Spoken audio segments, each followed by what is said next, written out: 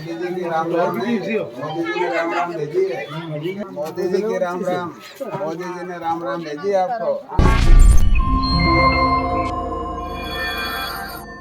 नमस्कार, आप देख रहे हैं दैनिक साथी हरियाणा। सघन बूथ जनसंपर्क अभियान के तहत शनिवार को बावल से विधायक कैबिनेट मंत्री डॉक्टर बनवारी लाल ने गांव सुलका सहित अन्य गांव में बूथ पर जाकर मोदी की राम राम के साथ प्रधानमंत्री नरेंद्र मोदी को तीसरी बार प्रधानमंत्री बनाने व राव इंद्रजीत सिंह को तीसरी बार गुरुग्राम लोकसभा से जिताने की अपील के साथ केंद्र व प्रदेश सरकार की नीतियों से मतदाताओं को अवगत कराया। इतना ही नहीं, गांव में डोर टू डोर कर भाजपा के पक्ष में वोट करने की भी अपील की। वहीं गुरुग्राम लोकसभा से कांग्रेस के उम्मीदवार राज बब्बर की गुरुग्राम लोकसभा में चुनौती देने के सवाल पर कहा कि गुरुग्राम लोकसभा में राव इंद्रजीत सिंह के सामने कोई चुनौती नहीं है। ऐसे में लगातार भाजपा की ओर से घर घर जाकर वोट मांगने के साथ साथ केंद्र व प्रदेश सरकार की नीतियों से मतदाताओं को अवगत कराया जा रहा है। अब आपको दिखाते हैं कि गांव सुलखा पहुंचे कैबिनेट मंत्री डॉक्टर बनवारी लाल ने तमाम सवालों के जवाब में क्या कहा। डॉक्टर साहब, क्या कहेंगे? अभी आप यहाँ पर पहुंचे हैं, लगातार लोगों को अपने पत्र दिए, क्या पूरा कार्यक्रम है? देखो, ये भारतीय जनता पार्टी ने पूरे देश के अंदर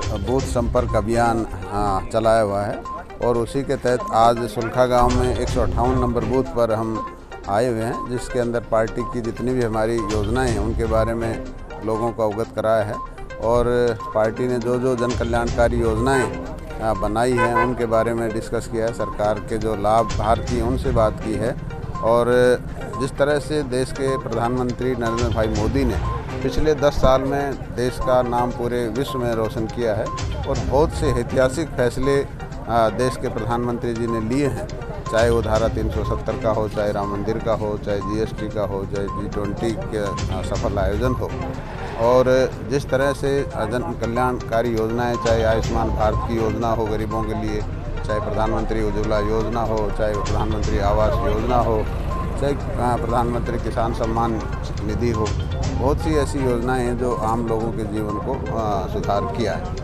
तो ये सारी चीज़ें हमने लोगों के बीच में चर्चा की है और इनकी जो भी समस्या हैं वो भी हमने बात की है कि जो भी आपकी समस्या है वो भी चुनाव के बाद हम उनका भी निवारण करेंगे। किस तरह चुनाव के बीच इस तरह के अभियान कितने प्रभावी हैं, क्योंकि लोगों के बीच आप जा रहे हैं? देखो, कोई भी राजनीतिक पार्टी हो, जनता के बीच में अगर जाते हैं तो उसका निश्चित तौर पर लाभ होता है और आज हम लोगों के बीच में आकर लोगों से जनसंपर्क कर रहे हैं और आप भी देख रहे हो कि किस तरह से लोग शांतिपूर्वक हमारी बात को सुन रहे हैं। अन्यथा आज 10 साल हमारी सरकार को, केंद्र को हो गए, प्रदेश को भी लगभग हो गए। 10 साल के अंदर लोग नाराज़ भी हो जाते हैं, लेकिन ऐसा यहाँ कुछ लग नहीं रहा। एक लगातार विपक्षियों और संविधान बदलने की बात चल रही है, लगातार इस तरह की बात उठाई जा रही है। किसी भी चुनावी सभा में देखिए विपक्षी से बात करते हैं, आप कितना इत्तेफाक रखते हैं? देखो, मैंने भी अभी इनको यही समझाया कि जब विपक्ष के पास कोई मुद्दा नहीं है तो ये इस तरह से लोगों को बरगलाने का काम कर रही है विपक्ष की पार्टी कि भाई आरक्षण ख़त्म कर देंगे, संविधान बदल देंगे। तो ऐसा कुछ नहीं है। हमने इनको समझाया कि देश के प्रधानमंत्री जी भी ये कह चुके हैं कि हम आरक्षण ख़त्म नहीं करेंगे और अमित शाह जी भी कह चुके हैं कि हम आरक्षण ख़त्म नहीं करेंगे। अगर कोई संविधान बदलने की बात होती भी तो हमारे पास पहले भी बहुमत था, तब भी बदल सकते थे, लेकिन जो बाबा साहब ने जो संविधान बनाया है उस संविधान के अनुसार ही सारा देश चलेगा। ऐसी कोई मंशा हमारी नहीं है। तो हम लोगों को ये भी बात समझा रहे हैं कि लोगों के बहकाव में ना आए।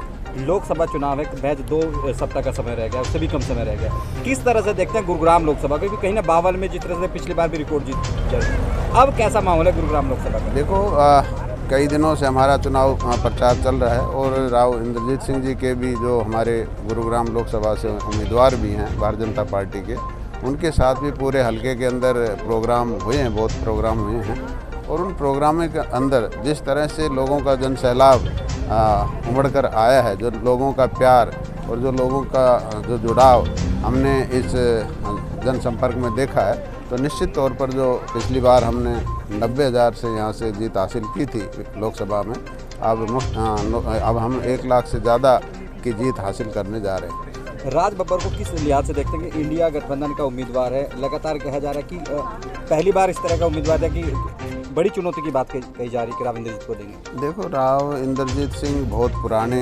राजनेता हैं और इस इलाके के कदावर नेता हैं और राज बब्बर जी यहाँ के हैं नहीं, उनको कोई जानता भी नहीं है। तो मुझे कोई चुनौती नहीं लग रही।